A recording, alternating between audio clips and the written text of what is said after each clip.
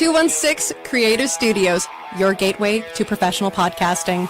Whether you're a seasoned podcaster or just starting, 216 Creator Studios offers state-of-the-art podcast studios designed to meet all your recording needs. From crystal clear audio quality to a comfortable creative space, we've got you covered. With fully equipped rooms, expert support, and flexible booking options, you can focus on what matters most, your content. Join us and bring your voice to life in the best environment for podcast creation. 216 Creator Studios is here to help you create something extraordinary.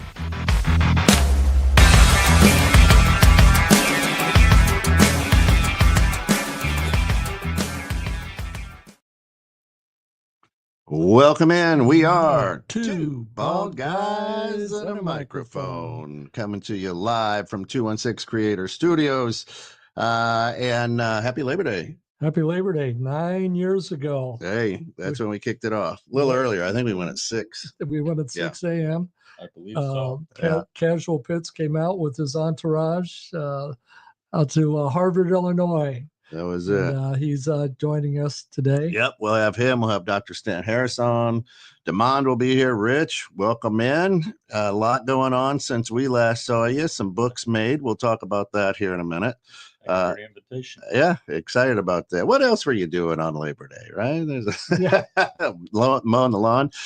Quick shout out to our guys over at Cars, Chris's Auto Repair and Specialty Shop here in Crystal Lake. They are sponsoring the show. Cars is the car repair shop that's driven to keep you driving with minimal time and effort on your part.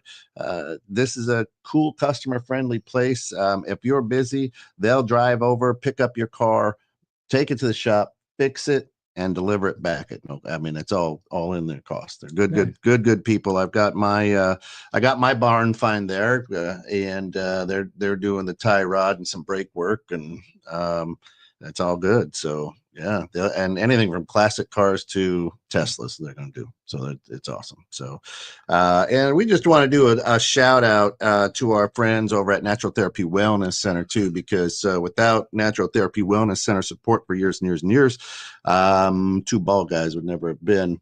Of course, John has passed, God rest his soul. But if you are stressed, you can be blessed. They have an entire eight massage therapists there. And his wife Patty has taken over management of the business, so they've kept it alive and going. Yeah.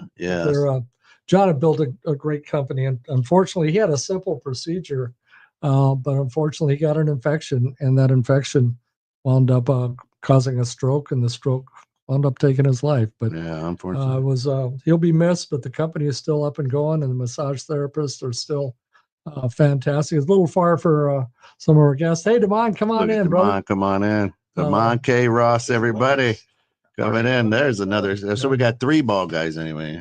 Well, yeah. I'm a bald guy undercover.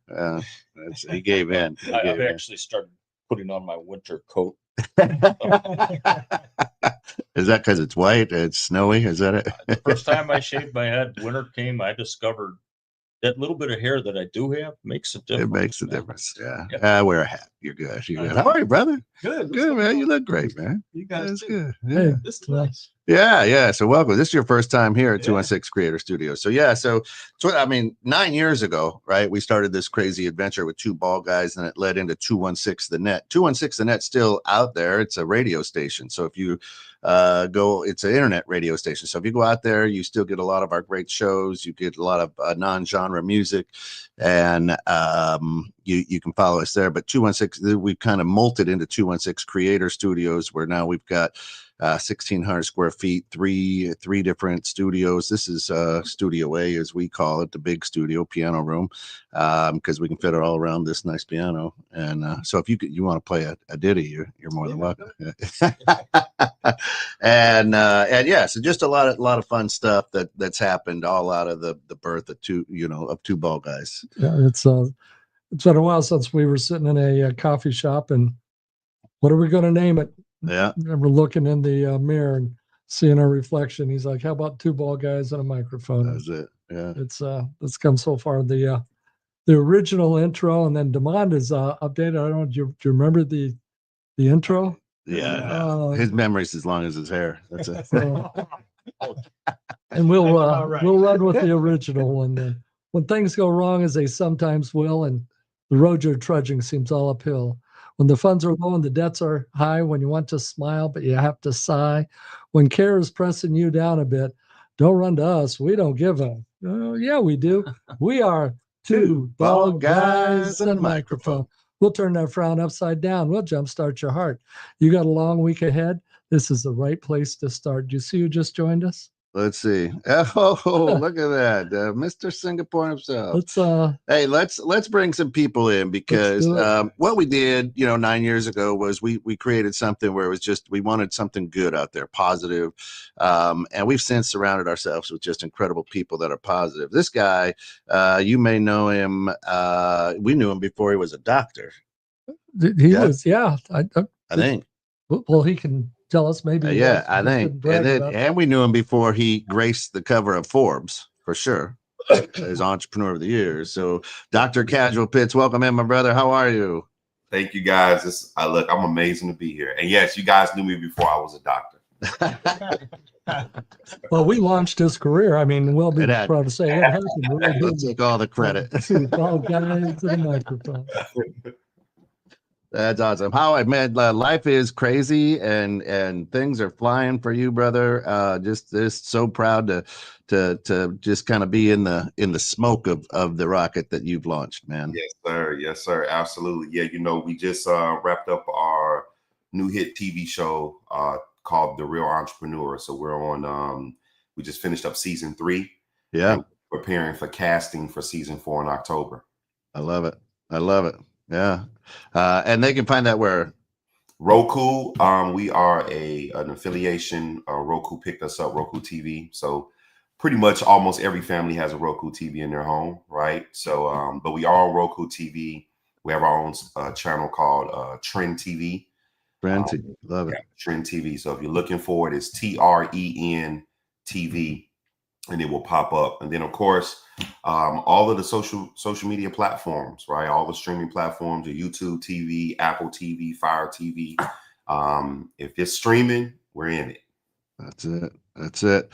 Love it and excited. And we're just going to create like a big round table here, virtual round table. Let's bring in this next guy. Of course, we didn't know him before he was a doctor, but Dr. Stan Harris, a.k.a. Dr. Breakthrough. Good morning. Hey, good morning. Peace, breakthrough, and divine increase to each and every one of you on this amazing Labor Day. And here we are laboring to empower others. That's it. But this is not work, man. This is what we do. So good to see each and every one of you. Thank you. Yeah, you look fantastic. How are things out on the East Coast? Oh, he's in Texas. Oh, you're in Texas? Hey, I'm from the East Coast, though, but now I'm in Texas, so I got it all covered. We travel quite a bit, but yeah, everything's going well. My wife, I call her my ABCD, my adorable brown caramel delight, and we're enjoying life. And when we're done with this, we'll go on our breakthrough walk. We're normally out there now, but I got a call from a bald guy asking me to be on here. That's right. A bald guy undercover.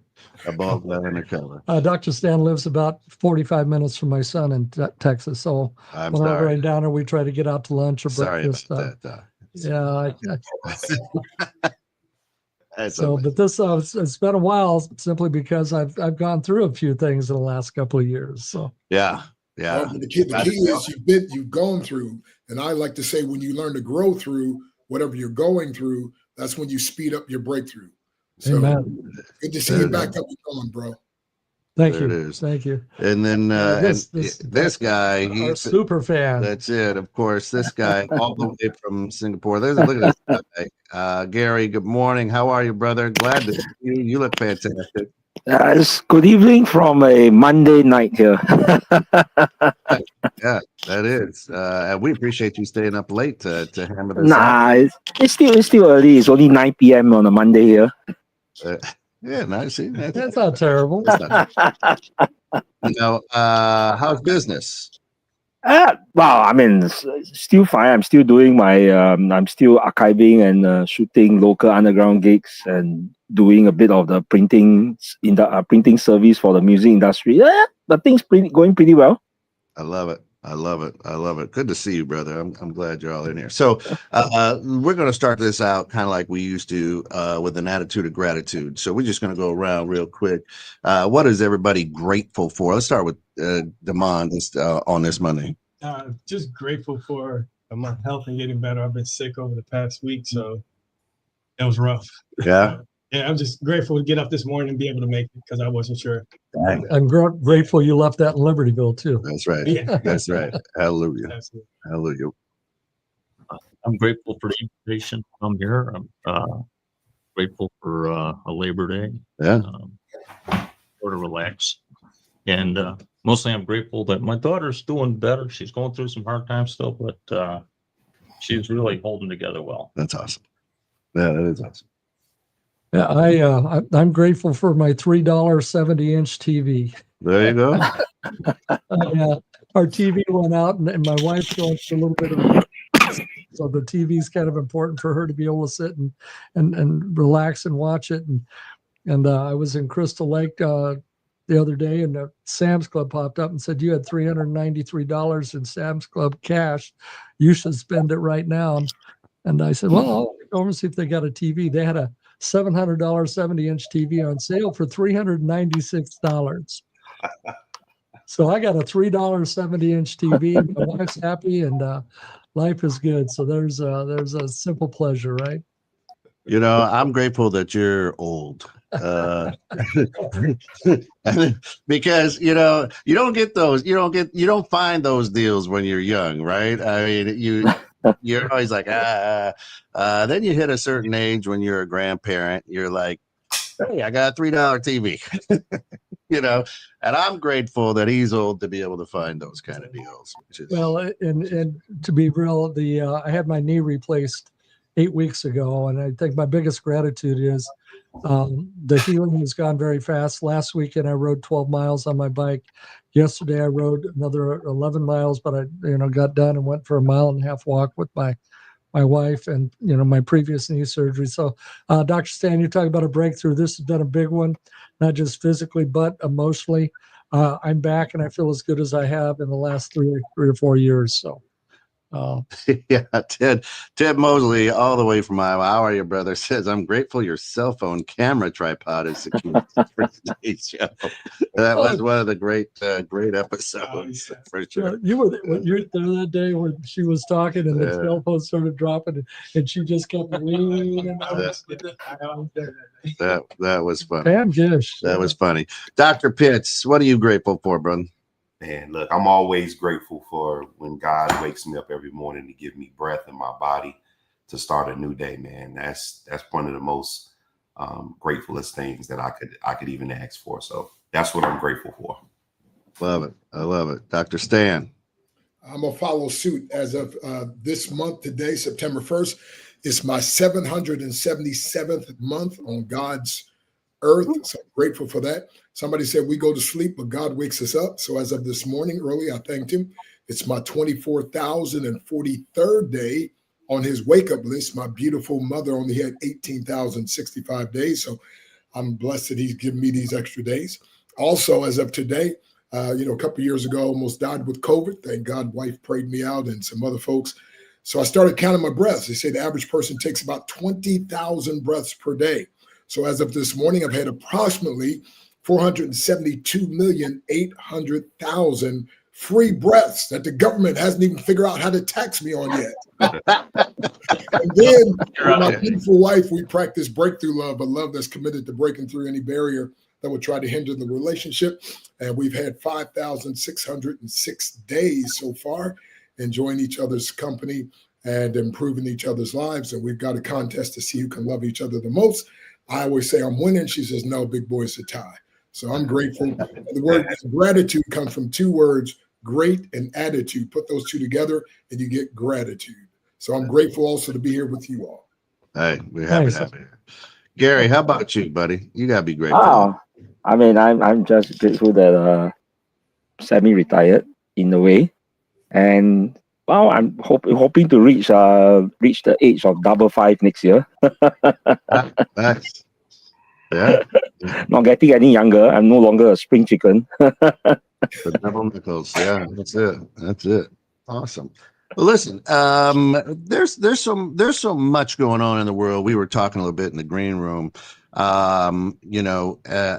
There's so much volatility in the world, just between human beings, right? I'm not even talking on a political spectrum, right? And what I'm saying is, it doesn't. There is a lot of love in the world, but there's also not a lot of love in the world. We seem to not want to take time to walk with our fellow man, right, or woman, or whatever. What are y'all doing? What are you all doing that is mending that fence? So here's something real quick. I'll give a quick story. My 16-year-old daughter 2 weeks ago had facial reconstruction surgery to take care of a jaw that was too big. So her jaw right now is wired shut. She's got some titanium plates in her face now, and everything, so I'm on a liquid diet with her, right? I said, if you're going to go through this, I'm going to go through this with you. And I realized how much I really, truly enjoy just eating. Chewing is a nice thing, right? Very grateful to be able to chew.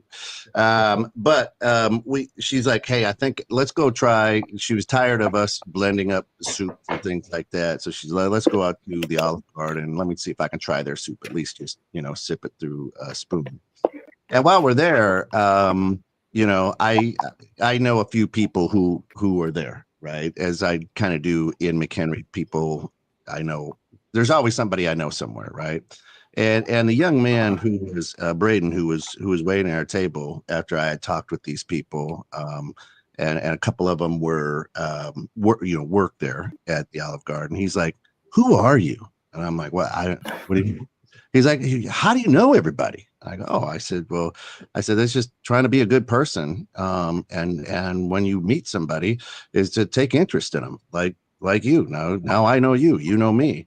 And I go, I said, what's the dream? And he looked at me. I go, what's your dream, man? Are you going to school? He goes, yeah, I'm going over to the Lake County College. He goes, the dream is, what do you mean? I go, what are you going to school for? I'm going to go to be an entrepreneur, which I giggle. And that's a whole different thing, because you're going to try to be an entrepreneur from somebody who's never been one. But anyway, I'm like, that's fantastic. But what's the dream? He goes, well, I really love the service industry, maybe a bar. Now, of course, every 19-year-old, they're going to open that bar, right? Which I love. And so I'm talking with him. I said, I think that's fantastic. I think you're going to slay it. But let me ask you a question. What if that dream doesn't come true until you're 50? And he stopped and he looked at me and he's like, what? I go, what if you chase that dream all the way until you're 50? Is it still worth it? You fail. You don't get it. You don't achieve it until you're 50. You still going to chase it? And he looks at me and goes, I've never thought of that. And I go, because let me tell you something. I didn't achieve my dreams till I was in my 50s. I kept chasing and failing and chasing and failing and chasing and failing until I finally caught it. And if you just run fast enough, you're going to end up catching it at some point. Could be 70 years old, could be 100 years old, could be 25 years old. You don't know, right? And he just looked at me and he goes, thanks. Nobody's ever made me look at things that way, right?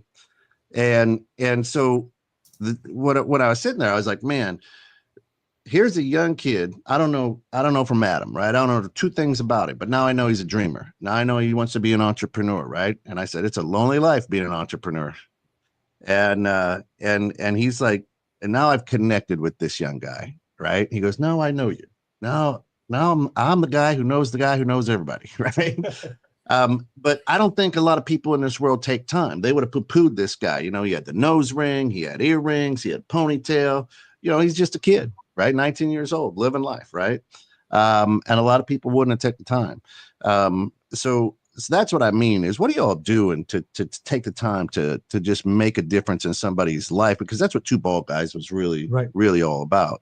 And I'll just throw it out to the group. That's dead air. Yeah, it is dead air. That's not good. That is not good. Well, look, I'll be the one to start it off.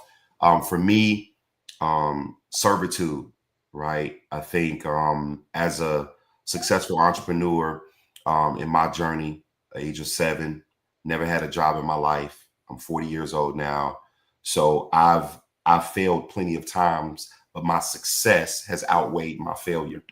And the only shift that happened to where now my success became maintainable is when I shifted from chasing the dream and serving the dream. Ooh.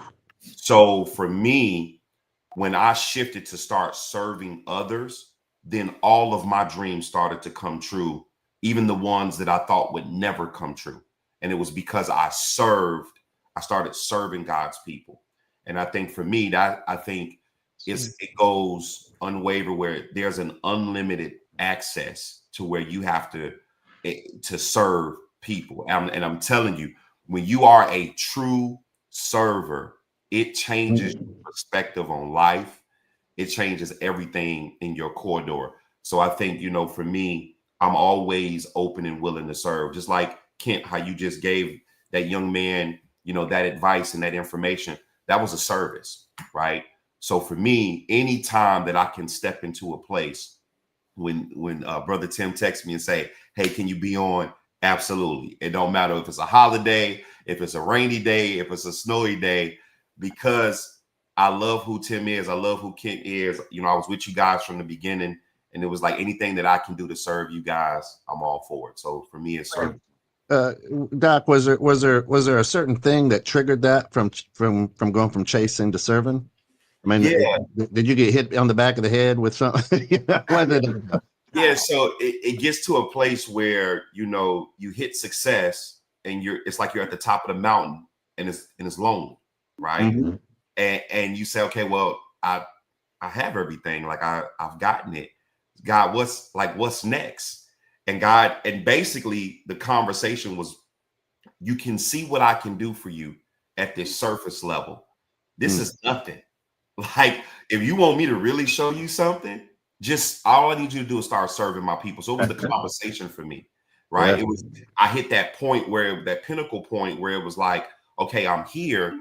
This is what this is. It's like, I'm telling you, people who want to be an entrepreneur, it's not easy. But then when you hit that height level of success and you're not in the tabloids, right? You're not doing things that normal people with money are doing, right? When you're not on that era and you're on the journey with God, he shows you something completely different, right? Yeah. There's a different kind of loneliness, if that makes sense, because I don't drink, I don't smoke. So that spirit doesn't capture me to be elsewhere as a wealthy person. I'm in a different realm as a wealthy person is, and gracefully it's on God's side, right? So yeah. I hit that pinnacle, and it was just a conversation, Kent, that shifted me, where God was saying that if you thought that this was it, let me show you what I can really do. And even now where I'm at, Kent, I know for a fact I'm nowhere even close to what he's about to get ready to do for me in this next year. Yep. Amen. Yep. We just had someone else join us, so let's go ahead and bring him in. Hey, everyone. John Kennedy, founder of Combat Break Training and Accelerated Mental Performance. Hey, John. Everybody. Casual, it's great to see you again, man. I just wrote that down. Serve the dream, right? Not chase the dream. I love that. I love that. It's good to see you again. Hey, guys. All right. So what else? Now, you, Rich, I'm gonna pick on Rich a little bit. Have penned a couple of books since we've last chatted. Yeah, a few. Yeah. Tell us about that and what that's doing to help out. Well, I was suggested to me by a Pulitzer Prize winning reporter I know that I write a biker novel based on my experience as a member of a club, and so I wrote a book called Banshee Riders. And it's not for your kids. That's a PG-13 for sure. Rated R, maybe. But what I really wanted to write, I did that because I learned to follow direction. Sometimes somebody makes a suggestion and say, all right, I'll do that. But what I really wanted to write was books for young adults, sharing my passion for reading and a passion for American history. I love it. So I wrote 2 books on that genre. One is The Burning Sea of Iron Bottom Bay. and it's not just like a history book. It's Right. It's a local kid here who his parents are divorced, and he's had to move out of their house into this crappy apartment, as he puts it, and he gets bumped out of his bedroom by his great grandfather he had never met. And he's a little resentful, but he ends up bonding with his grandfather and learning how to deal with a bully at school while the grandfather shares his experiences awesome.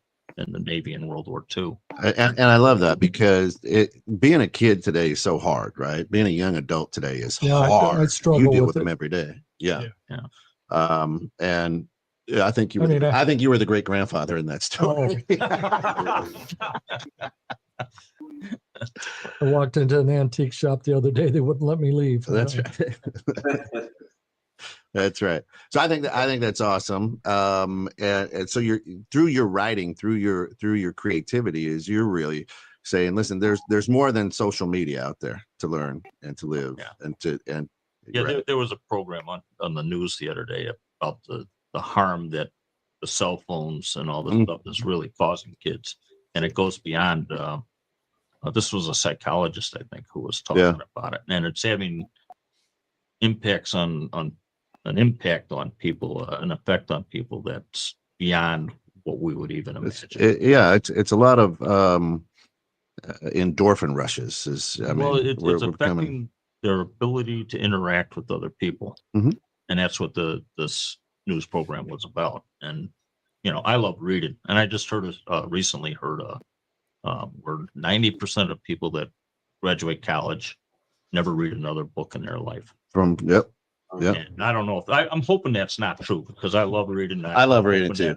A lot of people. I hated it when I was young, but I read tons of books now. Just to throw it out there, my most recent book is Ghost of Lexington and Concord. It's a little bit in the same theme, but great grandpa would be a little too old from the American Revolution. Yeah. So I took a research trip out to New England. 14 days. I stayed in 8 Airbnbs. 40 owners told me the houses were haunted. And then I went to the heavy cruiser built right after World War II, the USS Salem. And I was always trying to get a card from somebody if I have questions. So I ran into a guy and I got his card, looked at the card, Boston Paranormal Association.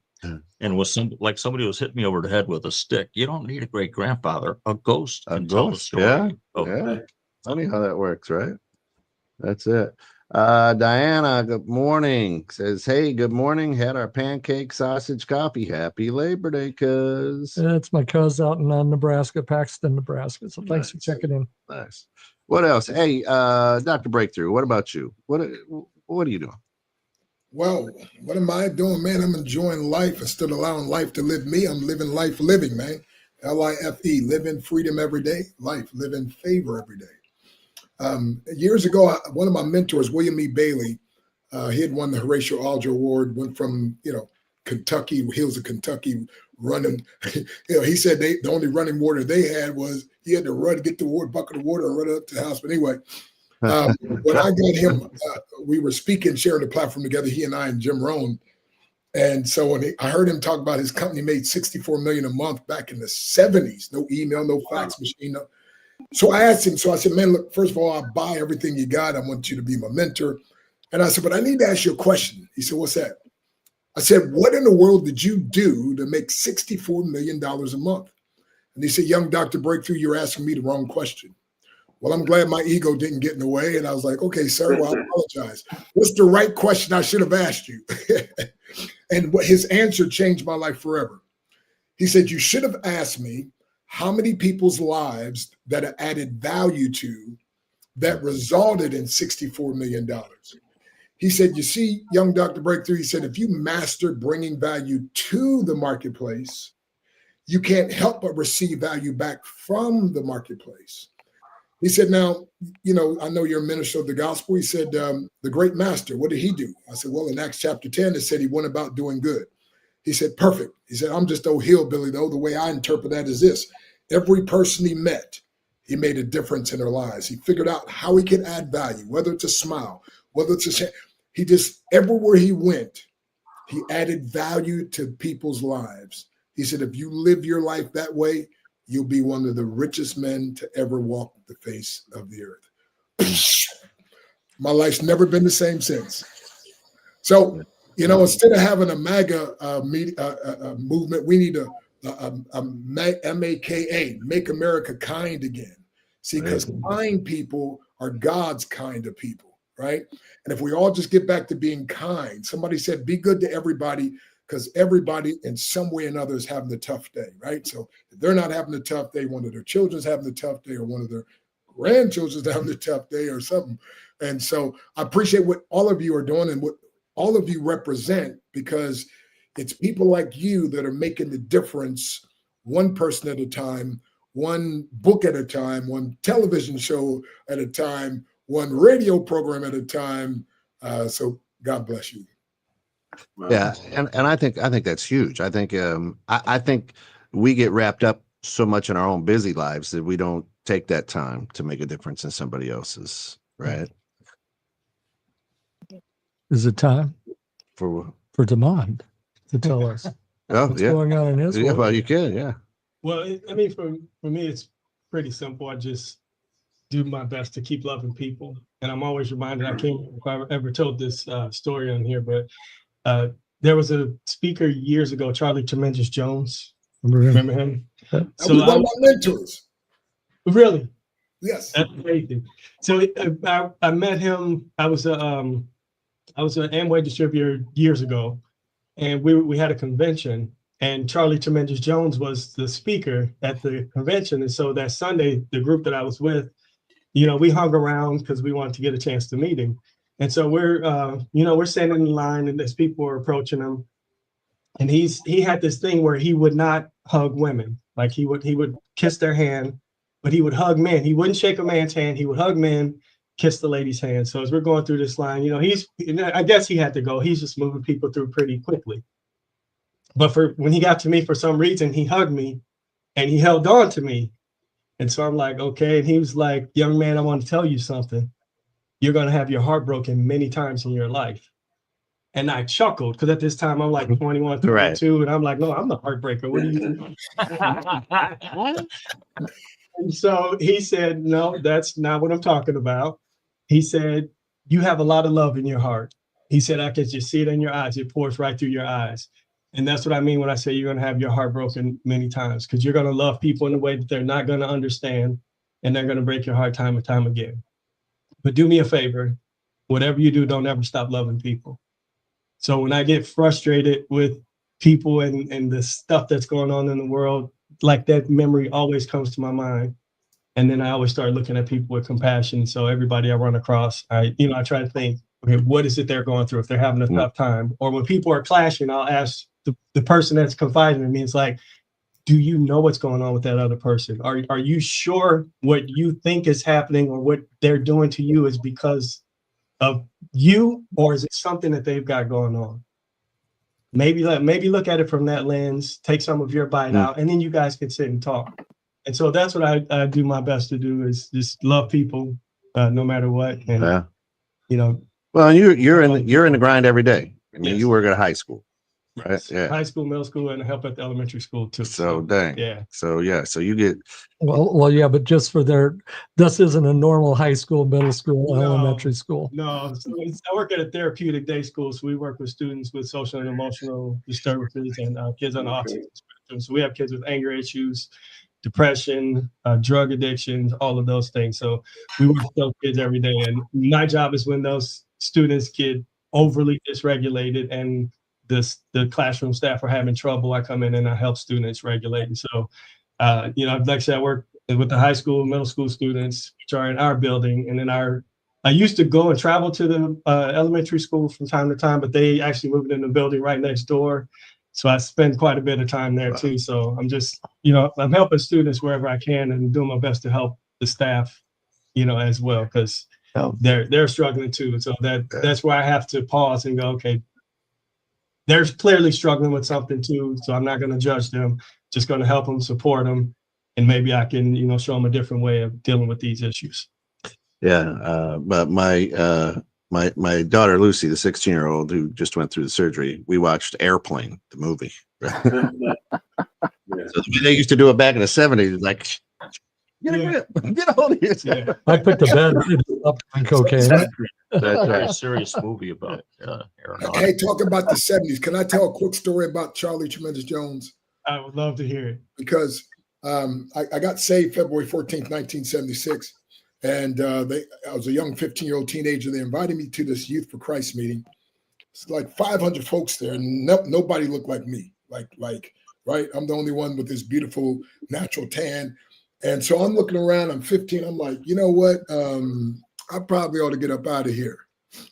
All of a sudden, out of nowhere, I hear this, hey, who's that? And I turn around, you're a teenager. You're like, hey, what's your name? And I'm like, me? He's like, yeah, you. Stan Harris. Stan Harris. Oh, hey, y'all, he's here. Oh, my. And he comes over and he hugs me. And, and I'm like, oh, man, this guy will get off of me. What is he doing? But anyway, for the next 3 minutes, seemed like it was 5 minutes to an hour, but I'm sure it was only like 2 or 3 minutes. He just bragged. He didn't even know me, but he made me feel so at home.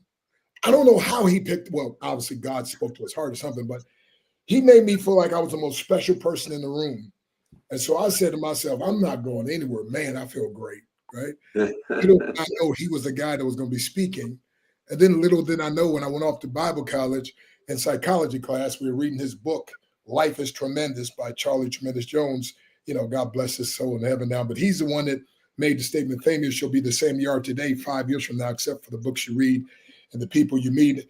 And Myron Golden was the first guy I led to Christ 48 years ago. And we used to go by Charlie's bookstore, and every time we'd leave, he'd sell us a bunch of books, but he would read to us, take us in the back office, read to us for a while, but just amazing. And he would tell us stories about when Zig Ziglar first came to Christ, and he would mentor Zig on doing business God's way and the kingdom way. And so one day he called me, he said, hey, a billionaire asked me for advice, and he said, I got him speaking at a conference. I'm setting you up to speak with him. But I was like, why would you do this? He said, I just want to bless you, So when you talk about doing well and things, that's another memory that comes to me. But Charlie Tremendous Jones was always one of those smiling, guys. One time I said, Charlie's married 66 years. I was like, what's the secret? He said, you really want to know? I said, yeah. He said, I refuse to allow her to ruin the life of another man, and she refuses to allow me to ruin the life of another woman. We said we both gonna stick in here and take it like men and women. But he said, serious though, the secret, he said, if there is a secret, we read to each other. And Gloria, she's been trying to tell me stuff for 20, 30 years. I can't hear her, but when I read it in a book, when I'm reading her, now I get it, and vice versa. And so, of course, I started reading with my wife. Anyway, so God bless Charlie Jones and his memory. Amen. I was really struck by what you were saying about how you're going to have your heart broken over and over again, because I know somebody who just recently had their heart broken, found out that their boyfriend was running around, and my concern there was that they wouldn't become cynical and hardened, and I think that's the trick. It's how do you keep going and not let that, change you in that way? So. Yeah, it's tough, but the thing you have to remember is that first off, you have to love yourself and be willing to accept that things happen to you, but it's not an indictment on who you are. Things happen, we deal with them. As long as you can understand and keep knowing that you're valuable and you have value. Amen. Because something happens to you, that you're not the thing that happened to you. Yeah. Yeah. And so I think that's the important thing that we all have to recognize, is that we all carry value. It's not in what we do. It's not in what we have. We're created by God. Yeah. So that's where our value lies. Just two quick shout outs. We've got Jamie on. Good morning, Jamie. This is Dr. Casual Pitts. It's this family for him. She says that the podcast background with guitars and instruments is amazing. Yeah, we've done a lot of work here to try to make it feel good. And absolutely keep loving with the heart God gave you, no matter what. And then we got our good friend Luke up there. Luke, the sticker dude. the sticker dude. We love him because he gave us our first 8x8 walk-in closet studio to start this thing off. We've blown up into a 1,600 square foot, three studios that are twice the size. It was literally, if Kent and I were at the table in the studio, there wasn't room to go around over to the soundboard to make adjustments. It was a start. It's tight. And when Pete was sitting there doing his morning show, it kind of looked small, that place. Yeah, Uncle Pete in the morning doing his thing. And hey, Luke, you've been in my prayers. I know a lot is going on there with the family. Yeah, and it sucks. But know that we love you and we're here for you if you ever need it. So, amen. One of the things that's happened for me with this last surgery, I was fully not weight bearing on my leg, but I felt great. I had no pain from the surgery at all, and my creativity started really flowing again, which it hadn't in a while. So I'm going to share this with you. I wrote this a few weeks ago, but I think it really talks about how we can change the world, each and every one of us. And it says, when I wake with purpose, clear and true, and I greet the dawn with a brighter view, when fear no longer holds my hand and I have the strength to take a stand, when kindness flows from heart to speech and patience guides the truth I teach, when I can listen and really hear and offer love instead of fear, when mistakes are lessons and not my chains and growth is worth the growing pains, when I forgive and let anger go and let my inner wisdom show, when I embrace both loss and gain and find the joy inside the rain, when I stand tall in who I am, yet humbly serve my fellow man, when I choose courage over pride and lift another to my side, when I become a better me, then we become a better we. And when we become a better we become better neighbors. And when we become better neighbors, then we have a better neighborhood. And when we have a better neighborhood, we have a better city. When we have a better city, we have a better county. We have a better county, we have a better state. When we have a better state, we have a better country. And when we have a better country, then we have a better world. But it all begins with me. And in that list of things, there's 14 of them in there. Be a little kinder, be a little more patient, stand up for something that's real. I hear a lot of people standing up for stuff today, but I'm not sure what it is. But be someone who wants to make a difference. Many years ago in the military, we went through an exercise of putting down our life's purpose, our mission statement. And my life's purpose is exactly what Dr. Stan said earlier, is to make a positive difference in the lives of everyone I touch. And I've always tried to do that. And I think the last couple of years with everything I've been through, it's been a challenge with the cardiac surgery, with the infections, with, oh my gosh, what's next? What do you got for me next? I won't say I lost it all like Job, but there was a little time in there where I was feeling like Job. Okay, you already fixed this knee. What do you mean you got to do it again? But coming out of this last surgery, all of a sudden I feel awake again. It feels like I've been on a sabbatical somewhere, and I'm back. And God has called me back into the coaching realm. And the first three people He brought to me, one of them went through a bad divorce. One of them's brother died, and one of them had another major issue. You want to give him a shout out? Yeah. I don't think that would quite be appropriate, but nobody hires a coach on their best day, right? It's when they're struggling, and to be that person who could be in their life when they're struggling it's a blessing, and kind of a curse all at the same time, because I live it with them. And you talk about heartbreaks. I go through it with them, but then we get better together. And that's kind of the call here. Well, I mean, the amazing thing, of course, growing up in Iowa is, hog farmers don't know that they smell like hog shit, right? You know what I mean? That's money to them. They smell rich. Something wrong with that? Money. Right. You know what I'm saying? And the funny thing is, growing up in Iowa, is that I smelled weird to them. and What's yeah, a flower? yeah, right. But what happens is we don't, hey, why do you smell that way? Right. And well, that's because I run the biggest hog farm in Iowa. I'm a multi-billionaire. The bacon that you're eating right there this morning, that's my bacon probably. Right.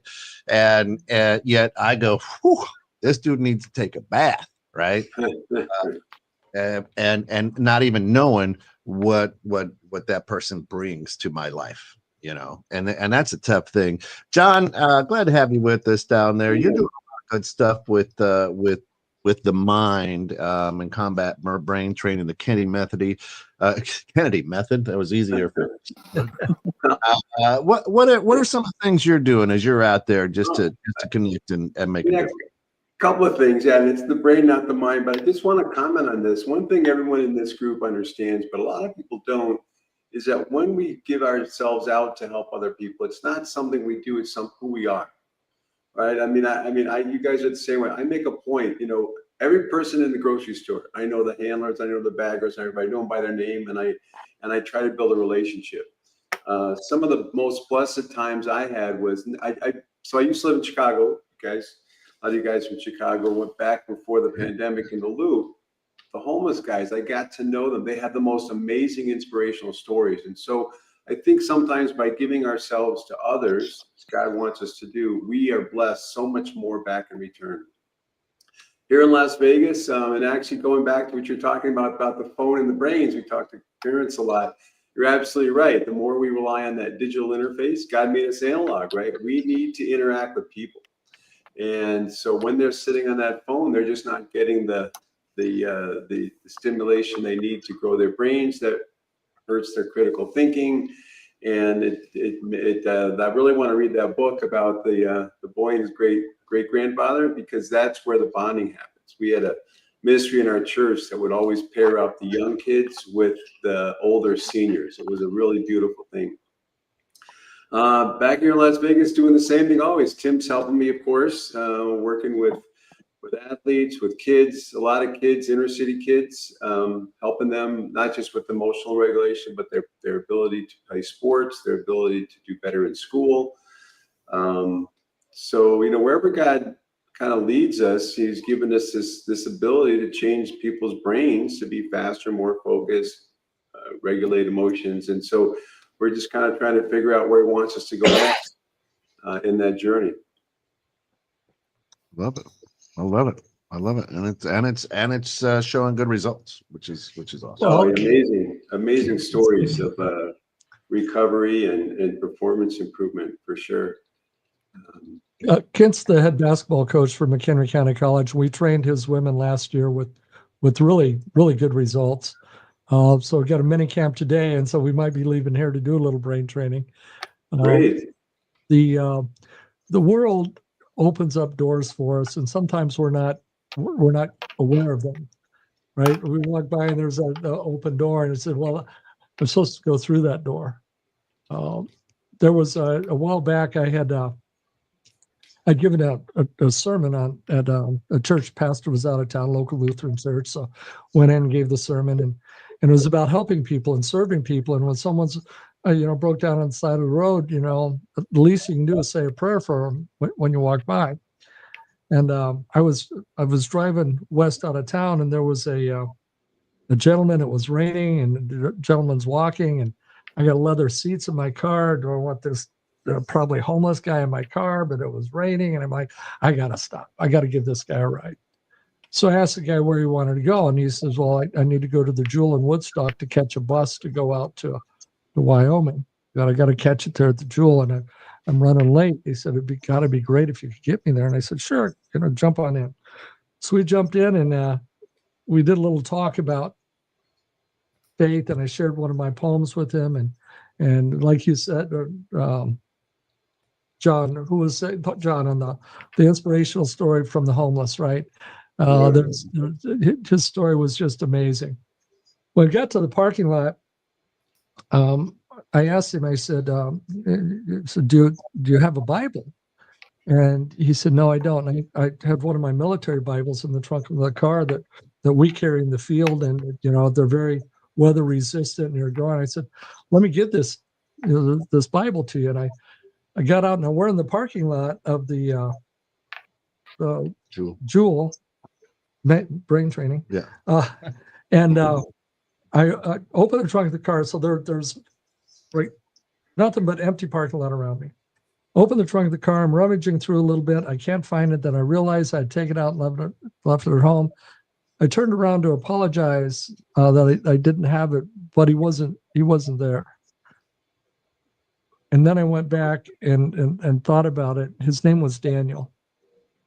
And for the first time in my life, I felt that an angel had been placed in my path to see, all right, you talked about it. Are you willing to do it? Because I talked about it and I looked around that parking lot and then I just felt this chill of what just happened. Well, God just happened. And, keeping that, and we ebb and flow all the time, right? Our faith goes in and out and we go up and down. Then all of a sudden God does something and says, oh, okay, yeah. I remember what I'm supposed to be doing now, and that you're in charge of all of this, and I'm just your instrument down here. I do want to make one quick announcement to y'all. We started at 8. We used to have an hour show, then it was a 2-hour show, then it was a 3-hour show. Today, we don't have a planned ending time. If you've got something you need to go on, something you need to say, we're going to go as long as we feel that there's quality. Well, then we should have got off air about a half hour ago. Potentially, we could be here Thursday yet. That's right. Potentially. It's like the Jerry Lewis telethon on Labor Day. We just keep going. There's not a hard stop time. If something goes on in your world, we understand. Love to have you stay because this is, when you talk about bringing yourself into those 5 people who are going to elevate you in life, this group of people who have come together this morning is really phenomenal. And I just appreciate you allowing me to be a part of it. Man, we're goofed up when we got to bring 2 doctors in. They got to consult. Hey, let me always give a disclaimer when people introduce me. I was like, look, it's Dr. Breakthrough. I can't provide a breakthrough. I just prescribe the breakthrough. But when people file the breakthrough prescription, God Almighty provides a breakthrough they desire or deserve. And a breakthrough is exploding through barriers that at one time seemed insurmountable. And I believe somebody is going to end up having a bumblebee breakthrough by the time this conversation is done. You say, well, what's a bumblebee breakthrough? I'm glad you asked. Aerodynamically, it's impossible for the bumblebee to fly. His wings are too small in proportion to his body. But because the bumblebee doesn't believe that, he just flies anyway.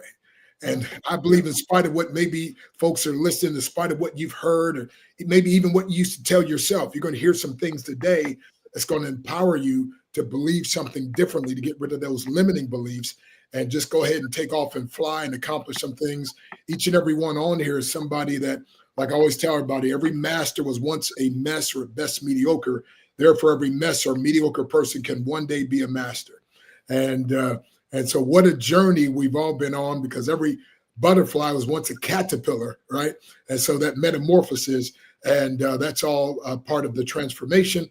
And some of us are further along, some of us aren't. But the beautiful thing is we all get to take that trip, that journey. And I'm glad if I can inspire or empower somebody to take another step and just to believe, because just believing oftentimes, I didn't even believe in myself growing up, hardly ever believed in myself in anything that I did as a young person. God always put somebody in my life that saw something in me that I couldn't see, and I gave it a shot. I knew it wouldn't work. I just gave it a shot so they wouldn't feel bad, and I was shocked when it worked. And so now I'm a debtor, and I just go around all over the country believing in other people and letting them use my belief like training wheels until their own belief kicks in. And I love that. Gary, let me ask you, since you're on the other side of this blue marble, right? Are you seeing the same things that we see here in America? Does everything that we're kind of talking about here on guys with a microphone? Does that kind of break through over there as well, to use Dr. Breakthroughs? Are people on the other side of this blue marble hungry and wanting that as well?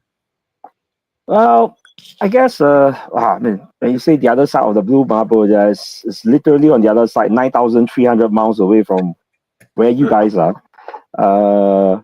But I guess in every society and in every country around the world, you always have a similar set of situations in the society. The only difference is the ingredients in that situation, which makes it unique or localized to that country's situation, environment, if you should put it this way. So if I were to maybe make a simple example, like in the States, currently in the US, from what we as people standing on the sidelines, from what we see that's happening in the States, so where we're seeing, a very clear, people being very clear on linearization of both politics, race, even religion, even ideology.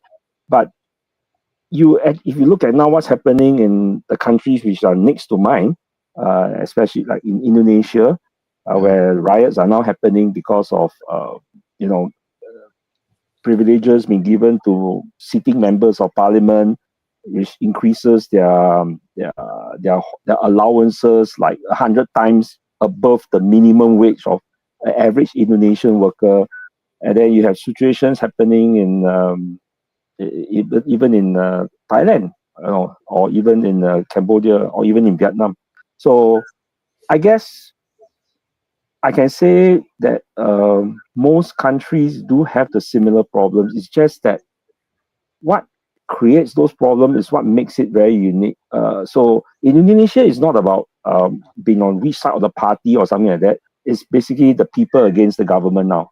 So that is no longer along the party lines. It's regardless of which party you are in the government, the general folks of Indonesia are now against the government as a whole. And every party is fair game.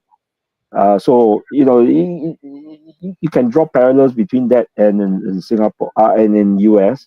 And you're right. It's just the fact that people, I think for the current technology that we have, be it Facebook, be it TikTok, be it Instagram, or be it up and coming technologies that you're going to see in future, I think these have created a lot of echo chambers when it first came out.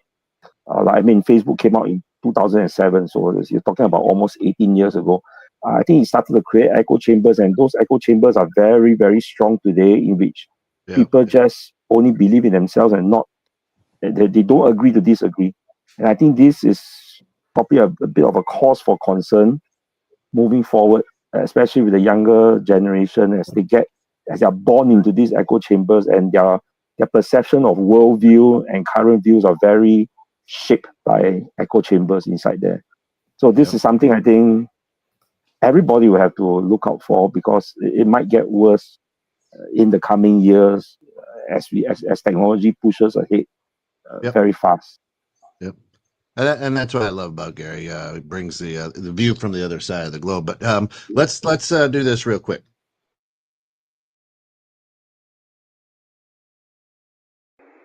Hi, I'm Tommy. If you're not at 216 Creator Studios, this is what it sounds like.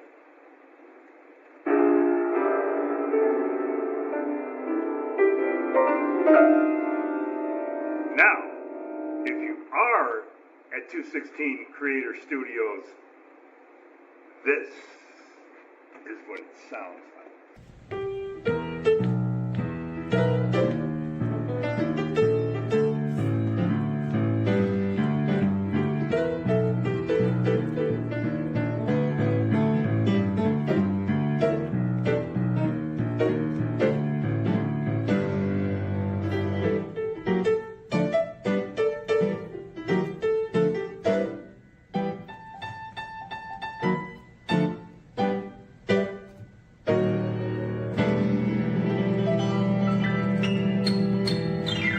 Yeah!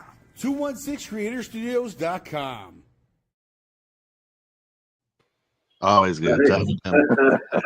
Time to come in here and tickle those ivories all day long. Let's just put up what Jamie said real quick. She says, I can testify that Dr. Casual Pitts and meeting him has elevated my mind, my happiness, and poured so much into me and both my grown children. He's been a true blessing to us. The people we are introduced to through him are always a beautiful addition to our life experience and journey. Love these poems and conversation this morning. Thank you. Dr. Stan's going to have to leave us. He's got some things going on. So, Dr. Breakthrough, last minute thoughts. Say something that'll change our world. Give us a little bit of your spark and lightning. Hey, again, it's been a privilege and a pleasure, a treat and a treasure, a joy beyond measure being with y'all. This month of September, I've got a quick little acronym that I'd love to leave with you. And September stands for supernaturally empowered, pressing toward excellence, manifesting breakthroughs, experiencing riches. And I don't just mean physical riches. I mean richness in every aspect of life. That's what we want for you for this month of September. And I'd be remiss if I didn't mention 26 years ago, Willie Jolly and I were speaking at Howard University. And he said, Dr. Stan, he said, branding is everything. He said, I know you got, Doctor in Divinity and PhD in martial arts and a few credits away from Doctor of Naturopath. He said, but you need a branding. He said, you're the guy when somebody needs a breakthrough. He said, when I see you speak and you break those bricks and boards with fear and procrastination things written on it. He said, you're the guy that has the prescription that a person needs. It's like a person goes to a doctor and they get a prescription to get better. You're the guy with the prescription when someone needs a breakthrough. And I said, well, I'm not sure that's true, but I promise you I'll live the rest of my life like it was. He didn't know that. But at that time, I was homeless, phoneless, and carless. I had a friend that had a little trailer to let me stay with that trailer. And I said, man, if I can just get a ride to this event, I got this email where they want me to speak. I got books in storage. I could sell my books and they're going to pay me if I can just get there. And I used to walk around every day saying, I'm a rich man that happens to be low on cash, but God and I are changing that fast. When I went to that meeting and to speak, and again, I didn't tell anybody what was going on, didn't tell him. They didn't need to know because I found out only two people care about your bills, you and the people you owe. Nobody else cares, right? But when he said that to me, I could have said, nah, I'm Dr. Breakdown right now, man. You know what I mean? But no, that prophetic word, that speaking life. And so many times people try to compliment us and we don't know it's God speaking through them. And we need to receive that. But oftentimes before I used to reject that, oh no, trying to play humble. But then I would receive the criticism and wonder why I was down and discouraged. It was like God said, because you took the enemy's criticism and you didn't take the compliments that I gave to you. So I'm glad I accepted that, embraced that name those many years ago. And of course, now it's came true and I've spoken in all 50 states, 28 countries. So I said that to say, you just never know where people are and you just never know where you're going to end up. So just take the steps one at a time. And I believe something has been said, will be said, that if you're listening, if you'll grab hold of what these powerful, humble servants are pouring into your life, I believe you'll be like I was, Dr. Breakdown to Dr. Breakthrough. And that's what we want in your life. God bless. Thank you. Thank you for that. Wow. Awesome. Very powerful. All right, Doc. We'll see you. We'll be down on Thanksgiving. I'll give you a shout. Labor Day. All righty. All right. Blessing.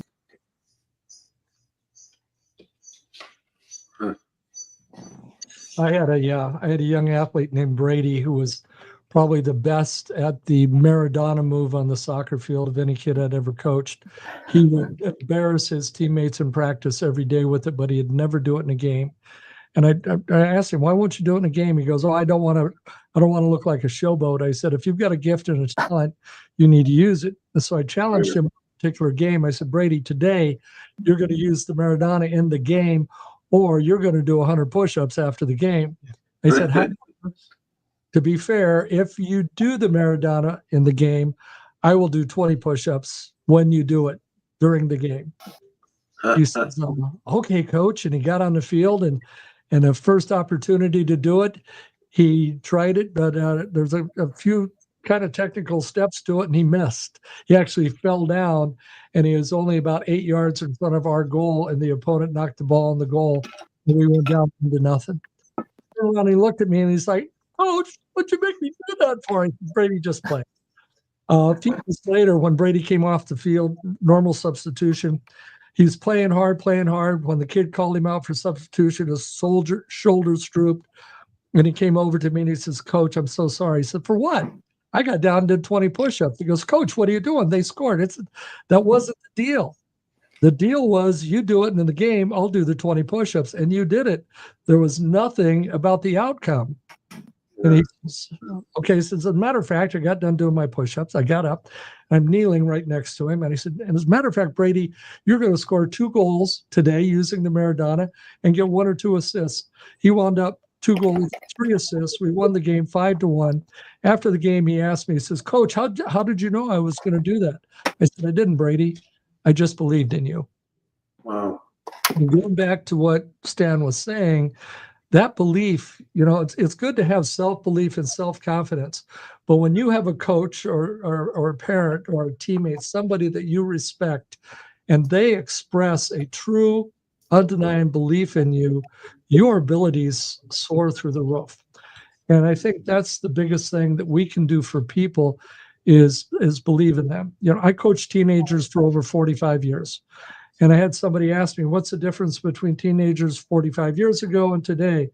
I said, there really is no difference. Oh, now, we could go into the digital, the iPhones and what. But when I actually have them on the court, and I think you'll probably agree with this, they want some discipline. They want some direction. They want communication. They want to be respected. And when you do all those things, there's really no different. And so many people are, these teenagers today, they're so terrible. No, they're not. They're just as amazing as they were 45 years ago. But it's our job to pull that amazing out of them. And they also need good role models. And I think that's where we have to step up, right? The parents and the coaches have to step up because those role models are what are so critical. That is... You know what? Yeah. I mean, yeah. I understand. I understand what you're saying there as well. And being old people, we really feel that way. Today's kids, as I call, because I deal a lot with them, not as much as you, Damon, but they want to be heard, right? Because of the way that they've grown up with this pocket computer and separated, they don't understand what a mentor is. They don't want to come out of their room, right? They go home. I'm in my room. I'm on my phone. I do my homework. I come down. I eat. I go back to my room, right? And we as kids were like, "You're putting me where? I gotta go. I can't stay in my room. What do you mean, right?" And that was punishment. That was punishment, yeah. And now it's like all I know is that this is it, and there's that human interaction that we talked about, and so for a lot of people who want to be mentors, it's hard because I don't understand how you don't want to come out of your room. How can I be a big brother or a big sister? How can I mentor you, right? And I think it goes back to that old Confucius saying, right? When the student's ready, the teacher will show up. But I think in a lot of the world today is we put so much pressure on the result instead of the journey. Right. You just talked about soccer. I knew you would come around sooner or later. So, I mean, Rancher Ron, God rest his soul, right? His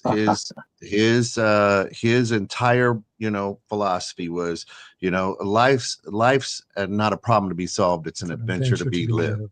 Right. And we put so much emphasis starting off in public schools and everything. Get A's. Oh, you got a C. I tell my kids, I'm like, man, you got to see that you got 60% right. I mean, you got 6 out of 10. We should celebrate that, right? But we put so much emphasis on the end product that we forget to teach these kids. We forget to spend time with people on that journey. And hey, that scar you got there, right? Tell me about that scar, because that's the story I want to know about. Yeah. Right. And so as a society, as a world, you know, in Europe, before you get on their subway, there's a sign that says "Mind the gap," because there's a little gap between the edge of the sidewalk and getting into the car, right? And when you hear that, we think, man, gap's big. I got to try to jump. And a lot of people think that there's a huge gap between kids today and us as old people, and there's not. There's not that big of a gap. You know, we got to mind the gap and understand there's that little gap that they got to get through. Yeah, I think it's important when we talk about the respect and being listened to and being heard. And I know one of the things that some of the staff that I work with have a hard time with is when a student is communicating or telling you something, being heard doesn't necessarily mean you agree with them. That's right. Right. They just want to know that you understand what they're saying, what they're talking about. Because there's been like countless amounts of time talking to a student, and I know, oh, well, they're full of crap that they're telling you. Yeah. I know they're full of crap. But I still listen. I hear them out, and I want to understand their perspective. Yeah. And when you do that, you give them the space and the comfort and the safety to be able to express what is really going on, what the truth is. Yeah. Most of those times when I'm in those situations and the student is telling me whatever, once they realize they've been heard and that they're in a safe space, they say, all right, Ross, man, here's really what happened. Here's the real, you know. Yeah. So it's very important that, you know, when you're dealing with just humans, I wouldn't just say young people. When you're dealing with people in general, listening to them, hearing them for understanding does not mean you agree with them. Mm-hmm. But when you do that, then you open the door to be able to give them the type of feedback that they need to hear. Yeah. I can't relate to that because when I was a kid, I was never full of crap. Yeah. So it came on later in life. Right. Yeah. Nina Dobie, how are you? Good to have you with us. Jamie says, I think because of today's environment and influence, we have to work harder to hear, reach, teach, and influence them in a lasting way. But it can definitely be done with love, by example, and by servant leadership. Yep. And you know what? Both Dr. Pitts and John, you guys, you hear that all the time. Right. I mean, you all get people who in your programs who are like, no, I did it. And you're like, I could tell you didn't. Right. I mean, they're going to plant the flag on that, you know, and when that comes down to it, how do you guys help people understand it's more of the journey than that result? Because I don't want to let you guys down because no. Yeah. Hey man, I went through, I did exactly what you asked. You know that I didn't because the results weren't there. But I got scared of the journey and then I didn't want to let you all down. Right. Yeah, it's funny you mentioned that. So my daughter, even at her graduation speech, you know, she gave one of the speeches and she said something I told her whole life is the journey is the destination. And that's what we try to get across to people, right? It's not the end. It's how you get there. It's the learning. And when you look back, you know, Steve Jobs says you can only connect the dots looking backwards. And often, and I tell this to them, you're in a place and you're not happy or you, whatever it is, you look back and you see how far you've come. And you see that along that way, you might have had plans to do different things and it took a completely different journey. But where you are right now is where you are. That's where God has you right now. So I think just reinforcing that is important. Yeah. And, you know, like for me, you know, as a mentor, you know, you will sometimes spot the truth behind the stories, right? When someone claims to execute, but hasn't moved the needle.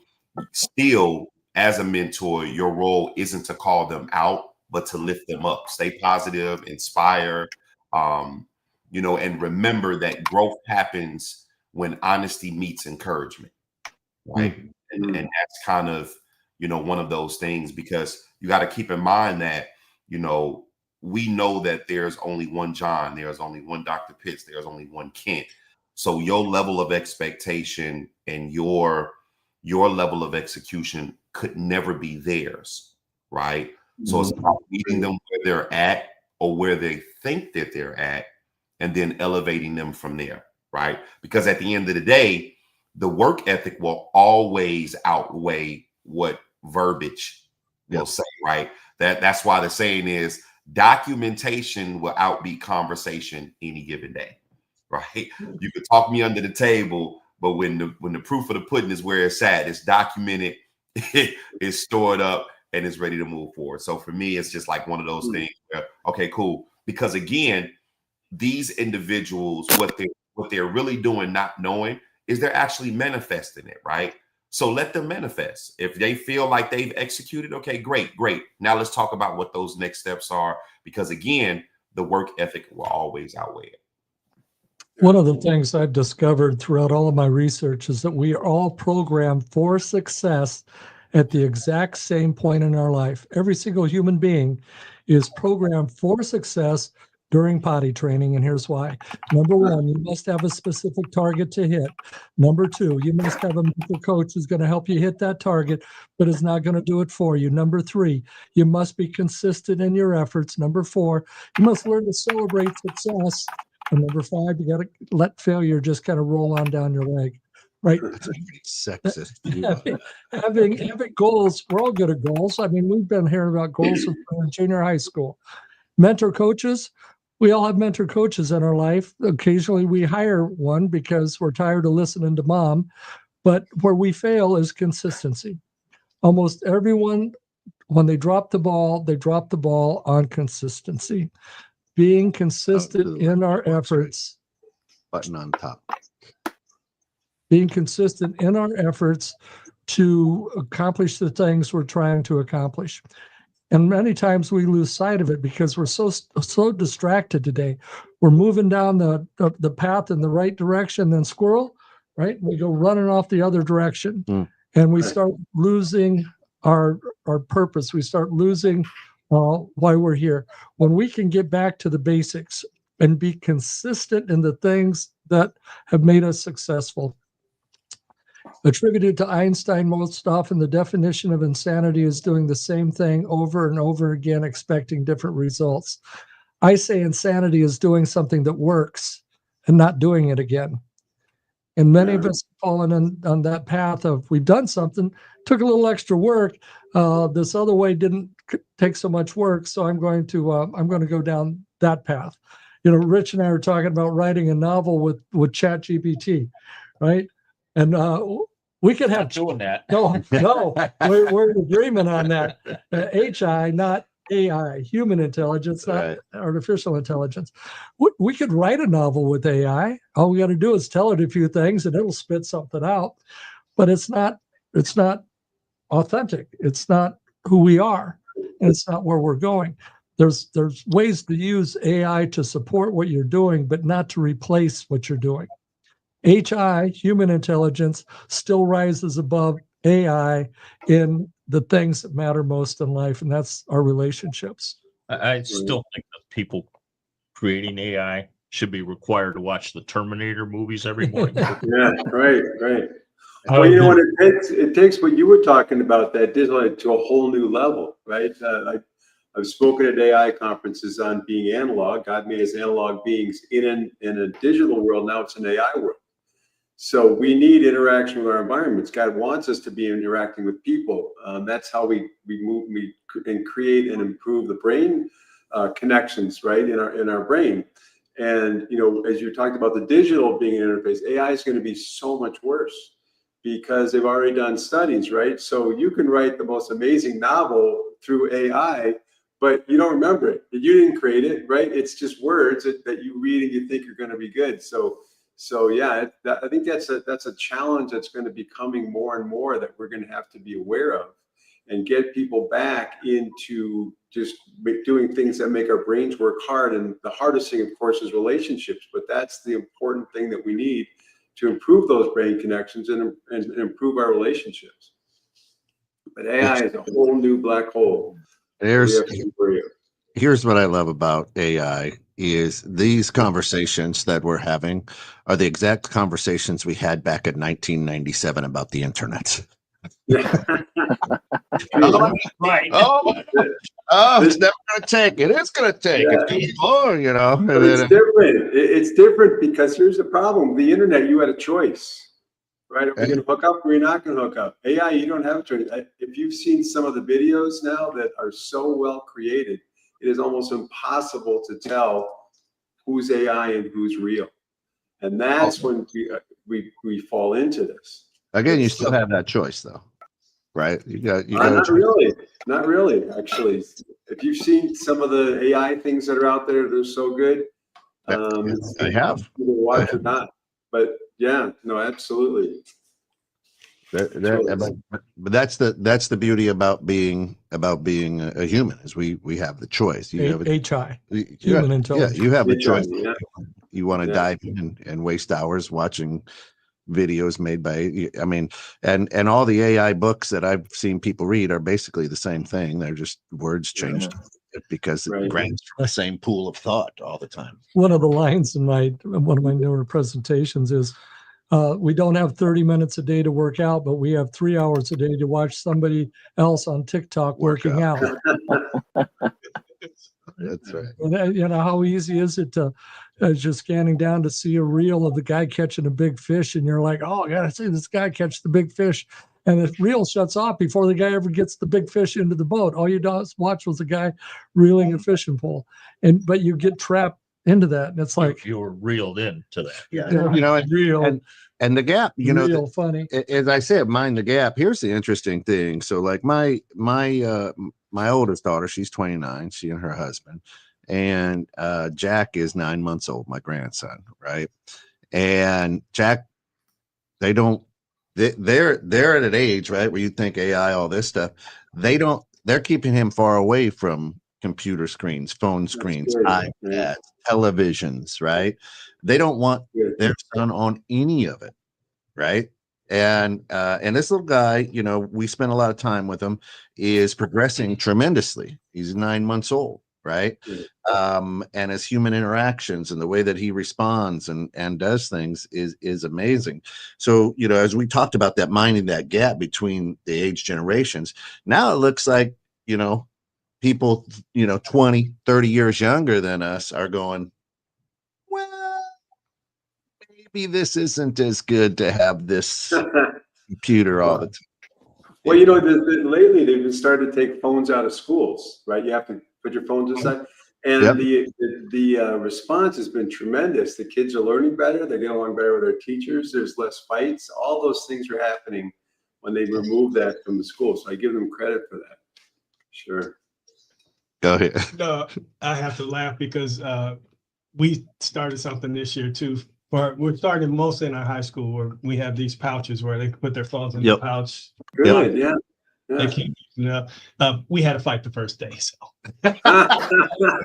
Well, probably addicted, right? Probably addicted, and they going through withdrawal and had to let it out, right? Yeah, but now they're best friends like it used to be. You used to beat somebody up, and you're best friends the next day. No, they're still good along. My school's different. My school's different. Yeah, that's funny. Yeah. But I think that's the beauty. You know, that's what Two Bald Guys is all about too. Is just throwing these conversations, having these good conversations like that.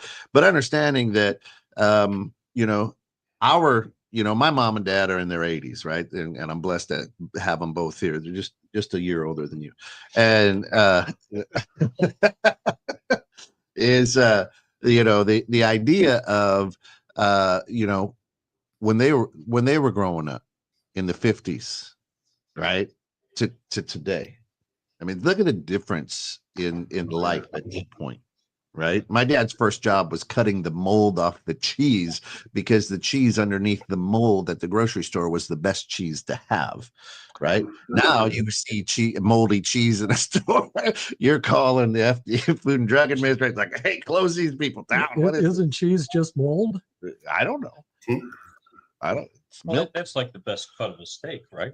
Yeah. They aged. Cut off the right.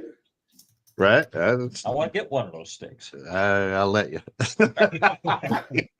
I'll let you. But you know, if we take a look at all these things, and now I'm seeing the younger generation again, maybe 30 years younger, 20 years younger, starting to go, yeah, you know what? Let me figure out how to change my own oil. Let me figure out how to do this. You know, my kids call me, you know, I got 31-year-old son, and you know, hey dad, I'm doing this. How do I do this? And they're not even looking. My first thought is, oh, YouTube that thing. You find that on YouTube, right? But the whole idea is, I think they're looking to escape. I think a lot of people are looking to escape the pocket computer and the reliance on all that technology as well. I mean, yeah, I think you're starting to realize what we miss. You've probably seen some of the Instagrams and stuff of Gen Z, you know, compared to nowadays. I mean, you all remember, right? We were, you know, if we want to know where the party was, we see where the bikes were, right? We'd stay out, the lights came home, and you know, it was a sign. If you got a cast like from falling off a swing or something, or one of those high slides, it was a badge of honor back then, right? Now, that's right. That's right. Going off the monkey bars. The merry-go-round. That's right. It's like a salad shooter for kids. Oh man. The merry-go-round, you hold on, and man, you go flying off at 100 miles an hour, and we just took that stuff for granted. And now I think that's probably why we're a resilient generation. And it's great that you're seeing that the younger generation is starting to want to get back to that. That's important. Yep. I think so. Listen, you know, where are we at? What do we got? We're about at 90 minutes in right now. I'm gonna have to take off. Yeah, it's been a great morning. Here's the deal. And here's what I want to tell everybody. And Dr. Pitts, I want you to give a shout out and let people know how they can find you and what you're doing and how you can do it. Before I lay something out here. So go ahead. Absolutely. So guys, listen, my name is Dr. Casual Pitts. I am the real entrepreneur, world-renowned entrepreneur. But you guys can just, if you Google that name, you can find me pretty much all over the place, right?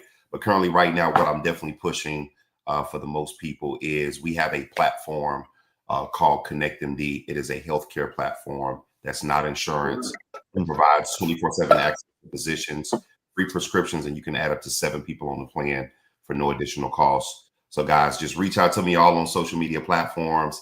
I will be here to help aid in any way I possibly can.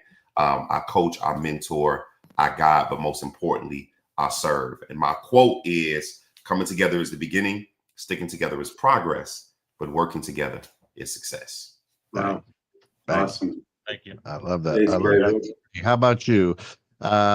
People want to follow your photography, what you're doing with the music scene over in Singapore. How they? You can follow me on Instagram or YouTube. It's the same as BOPLAY, Boplay, and then photos, PHOTOS. So it's one word. I don't really post much of the work because most of the time I'm doing the archiving and I pass the files on to the bands and things like that. But yeah, on my YouTube channel, there are videos from 2022 and backwards.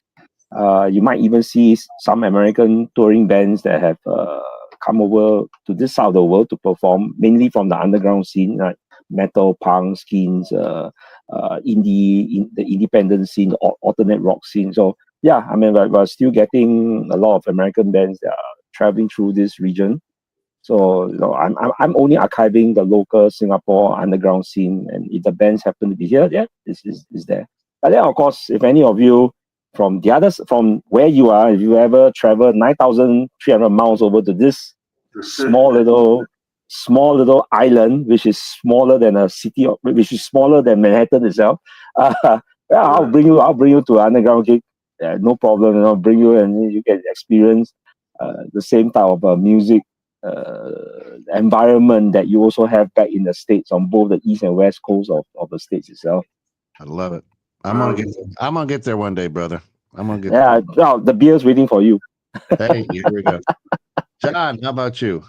Yeah, so it's interesting. So again, Tim and I, what we do is we change people's brains to be faster, more focused, and everything we do flows through the brain. So we have tremendous improvements, not just in physical benefits, but so we work with high performers, athletes, as you know, again, from all levels, all the way up to pros. We work with people with autism. Tim's doing great progress with a guy with dyslexia. We've got autism, ADHD, strokes. It doesn't matter what they're struggling from. We can change the brain to heal this. One of my friends said, John, you have the gift of healing. I said, no, God does the healing. We just use the paintbrush, right? He tells us what to do, but he's the one that changes the brain for healing. And it's kind of fun. Any of your listeners, if they want to know how we can help them, Tim came up with this, it's pretty clever. They can just go to ChatGPT, talking about AI, right? Go to ChatGPT and type in, how can combat brain training by John Kennedy help? And they can put anything they want in there. I had one friend put in late night snacking and he got a response, right? Mm-hmm. So it doesn't matter. There's enough data out there from what we've done over the last almost 20 years where people can get a response. Then they can reach out to Tim or I and continue the conversation. It's amazing. Yep. And it's just at combatbraintraining.com. Combatbraintraining.com. And go to the testimonies page. Start there. Look at some of the changes we've made in the lives of people. And just recently, he mentioned the guy with dyslexia, 53 years old. Bob. But he was struggling with the arrows, so we changed the colors with him. In 6 weeks, this is a man, in order to read a page out of a book, he'd have to scan it from bottom to top slowly, scan it from right to left. Once his brain recorded all the characters, then he could slowly read the page. After 6 weeks, he's reading a page out of a book like a normal, whatever normal is, individual, like neural. Oh, yeah, hey, look at a big words. And by the way, don't forget the brain. So many people say, I tried to find combat training. I couldn't find it, right? We don't help people with combat. Yeah. We train their brains for combat, right? We're all in combat one form or another. So combat brain training is Love it. what Rich, where can we find your books? You can find the 2 young adult novels on Amazon. The biker novel is also on there. But for some reason, Amazon's made that very difficult to find. Of course. So give us the titles of the books once more. The biker novel is Banshee Riders. Yep. The young adult books are The Burning Sea of Iron Bottom Bay and A Ghost of Lexington and Concord. Or you can stop by Kim and Patty's in McHenry, Illinois, and pick up your own copy from the cash register. That's it. Absolutely right. That's it. I saw a stack of them there yesterday when I was over there.